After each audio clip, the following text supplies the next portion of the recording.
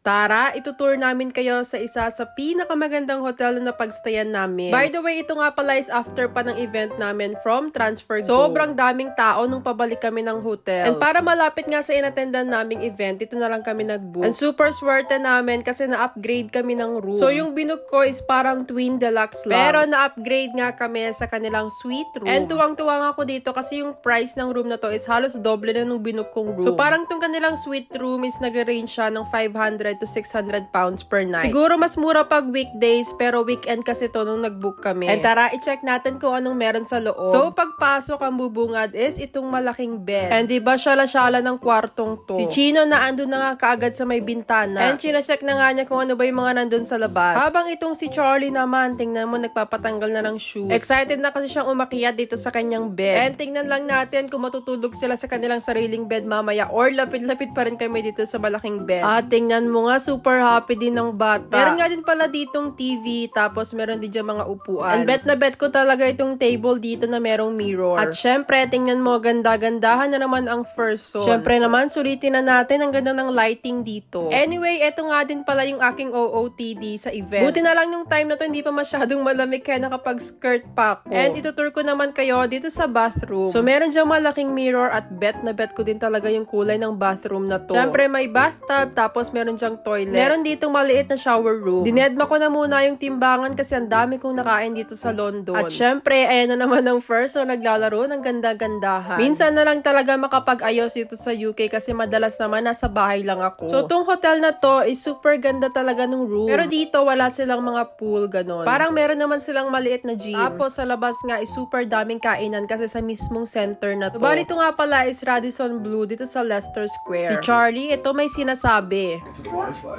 It counts.